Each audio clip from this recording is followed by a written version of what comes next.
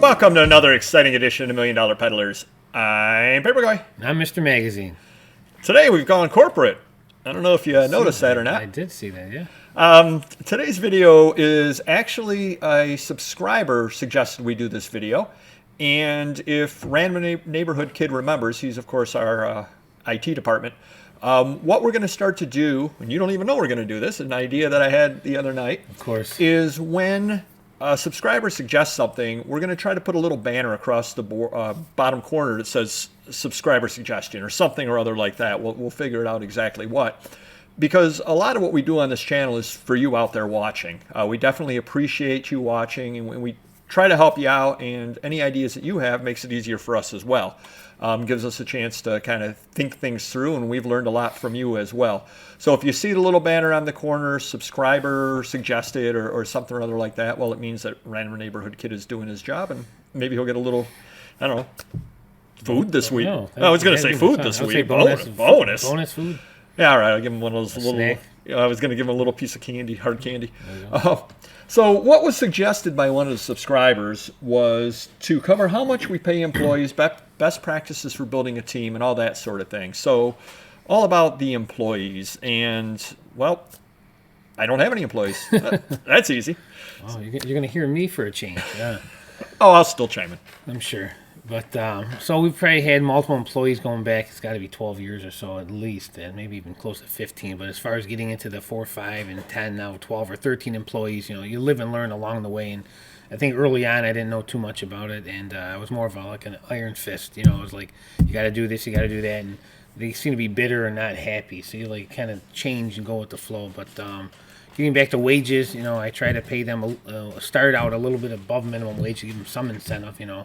Minimum wage has gone up like $8 in just a few years or something like that. It used to be like $7.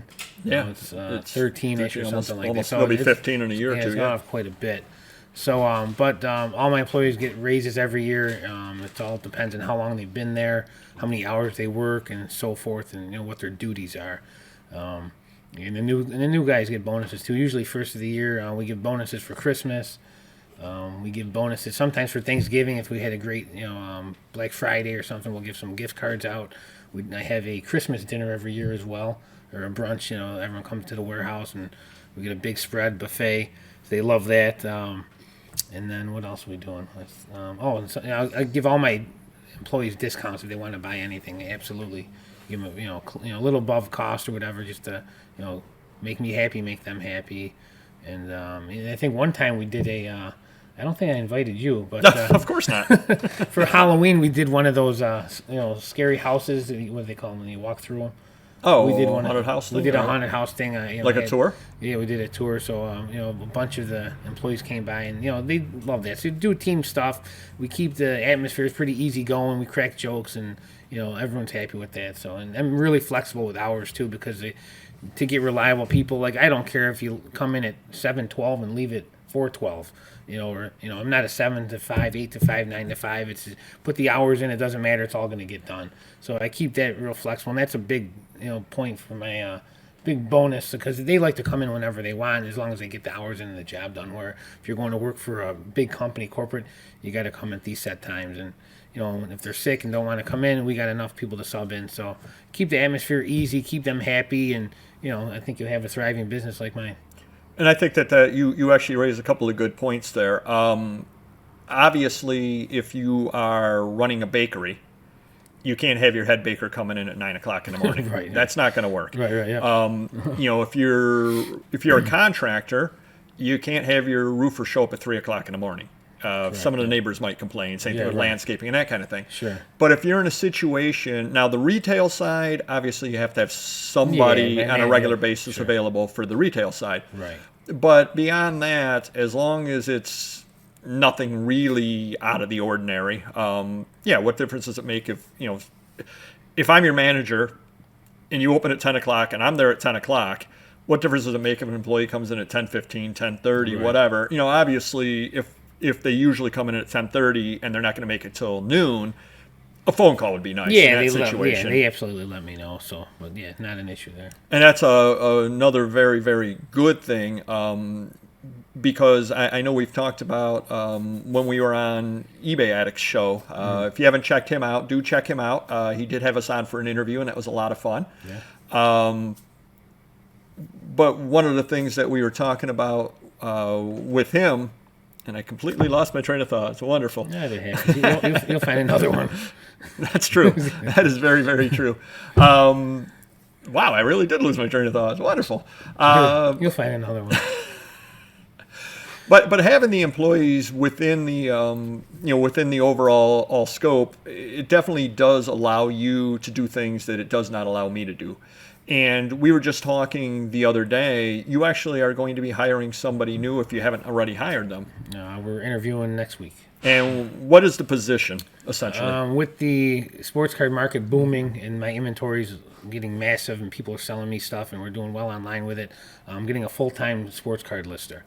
And we advertised that on Indeed. We just said, data entry, but we prefer a background in sports card knowledge. It does help, and you would enjoy doing that. Where maybe some people that hate sports, maybe they would not enjoy that job. Just 40 hours a week just scanning cards and listing them in. They don't know the players, the teams, but someone that would enjoy that job that likes sports, I think would be a good fit. Now that's one thing that I enjoy sports, and I've got a collection. I've been collecting for a long, long time. And to be quite honest with you, I would be terrible at that job. And the reason why is... all the same stuff? Well, not even that. It's that, and I'm making this up because I don't know the market, but, it's Bowman Chrome Refractor, limited edition, signed, whatever. And people that collect it know exactly what it is. Right. And meanwhile, I don't know what to list as far as that goes. So Well, and you can list it incorrectly. We had an employee that we hired back in Thanksgiving time, and you live and learn. But he was he was getting the refractors wrong. He couldn't tell a refractor from a non-refractor, which isn't good. But the buyers did know that, and they either told us about it or they bid accordingly. reminds me of an old saying. Do you know the best way to get correct information from the internet? Do something wrong? Put up incorrect information and wait. Because you True. put They it will up, tell you. 5 million Yeah. people will then tell you, Yeah. and you'll say, oh, there you go, okay. Remember the Playboy Internationals? And they're all in foreign. You can't read anything, and you don't know which country is which and what language. And my manager does as good a job as she can with Google and all that. And we have this one guy. He must be some expert. And he's always sending us emails.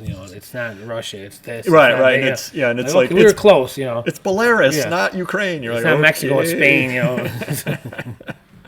Yeah, so that's, and we definitely do appreciate that. There are times when I notice, when I'm doing some searches and I notice something wrong in somebody's listing, and I drop them a line and I say, hey, I'm a fellow seller.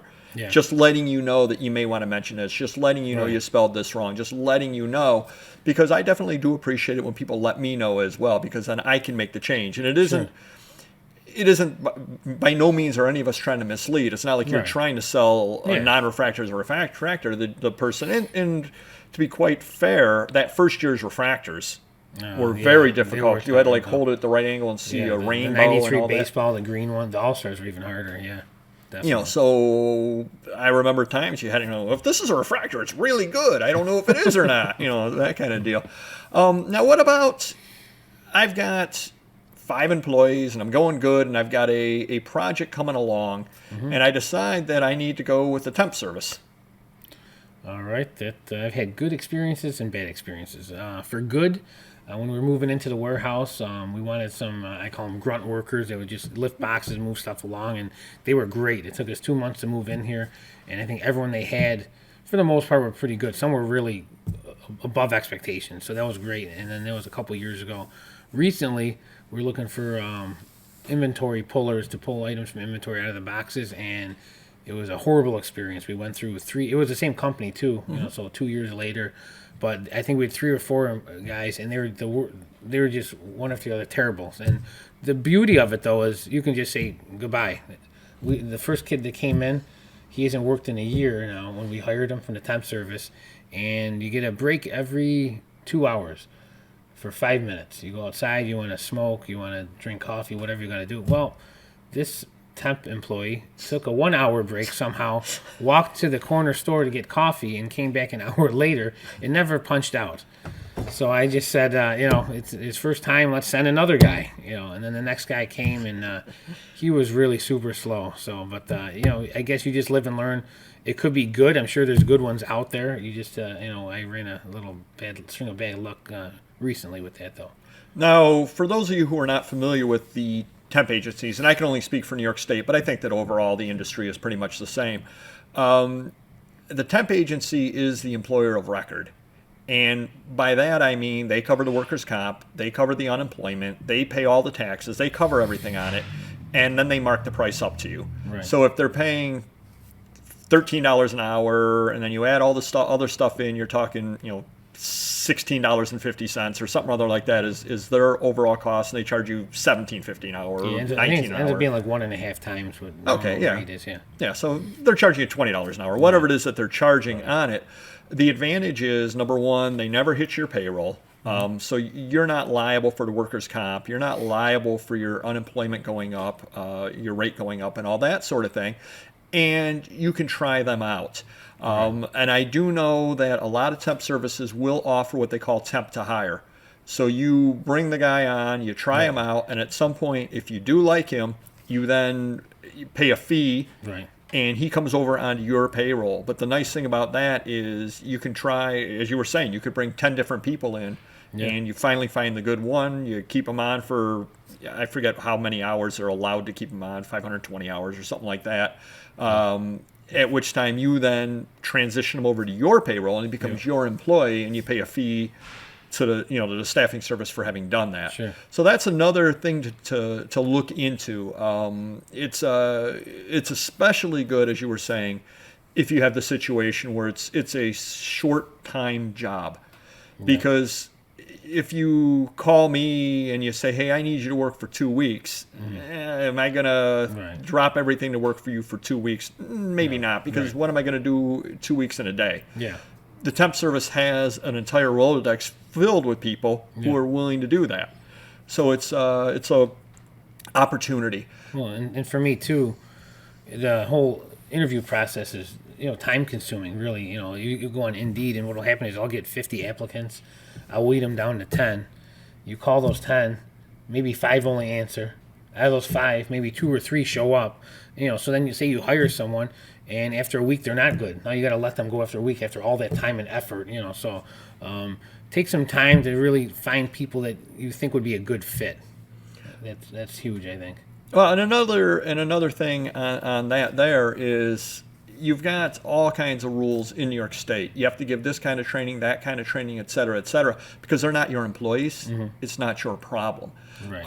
The temp service is responsible for having given all of the proper training. Sure. The other side of that as well is interviewing people, as you said, is not only a time drain, but there are people out there. I hate to discourage anyone from hiring anyone, but there are people out there that know the law inside and out. For instance, and again, I can only speak for New York State. You cannot ask somebody if they have a car. You can. I suppose you can if you're hiring for like a pizza delivery place. Obviously, they have to have a way to get the pizza there. Yeah. But other than that, you cannot ask that. You need to ask if they have reliable transportation. The logic behind that is if you ask them if they have a car, you are discriminating against somebody who's poor, and you're not hiring them potentially because. Right. And you cannot ask their age, et cetera, and there are all of these landmines out there. And there are cases of people that come to the interview, and not for you, obviously, but for other people. I've heard about them out in my day job. Sure. That come to the interview woefully unprepared, so there is no possible way they are going to get hired. However, you as the interviewer ask a question that you're not supposed to ask. And guess what? That's lawsuit. That's the reason they weren't hired, because you asked that one question and then they sue you. Yep. And they're professional they've got a lawyer in their back pocket. Right. That's what their job is, basically, is suing people that ask the wrong question. Sure. So you have to be very, very careful in the interview process. And again, I don't want to discourage anybody from hiring, but make sure that you know your rules. And, having worked my day job as an auditor for the state for 30 years, I've heard so many different horror stories from people, and it scares me, and there are times that I scare you because I tell you various things that I've heard about. I don't do anything until we're like, everything's verified. Like, does this look good? We're going with it. Because I have a box truck that I'd like employees to use, so I can ask like reliable transportation, but then I say, hey, do you have an issue driving a 16-foot box truck? And then they have to be honest, say I don't have my license or whatever, right. and it works out better that way than they say, hey, you got a license, which you can't say. Right. Yeah. Are you able to do this? Can you do this, et cetera, et cetera? Yeah. So hopefully that helps you some. Employees can, if I were able to hire employees, it would definitely take me up to the next level. There's no doubt at all. Mm-hmm. But it's a big step. So I've got 3 years until, I quit my day job, basically retire from it, in which case I've got to make that decision. And I see the good and the bad of it. And it opens up a lot of avenues having the employees. But as you said, you definitely have to start them above minimum wage, because if you're paying minimum wage, nothing against anyone earning minimum wage, but you're going to get... Well, expectations are low too, so it goes with the territory. You pay more, you're going to get someone better most likely. And the other thing too is obviously the more you pay, the better the work. The better their work, they'll be happier, get more money. Well, also less likely they're going to leave. I Right. mean, not that you could afford to do this, but if you were paying $30 an hour, where would the person necessarily go to find another job to earn that? Yeah, well, it was funny. We were just talking about this with my employees the other day. A few years ago, we had an employee who was going to leave, and he said, if you can start doing 401k, I'll stay on because it's important to me. And it was probably 3-4 years ago at least, right? Yeah. And then got the 401k set up for everyone. I was matching it a percentage. Everyone was happy. And then he quits like a week later. So he wanted dental after that. I said, that's where I draw the line. For now, at least. Right. So hopefully that helps you some. And like I said, if Random Neighborhood Kid did his job, you'll see on the bottom about the subscriber idea.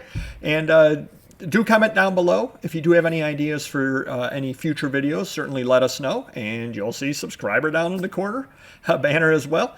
Hit the like button if you could, and subscribe if you haven't already. We'll see you next video. Take care. Bye-bye.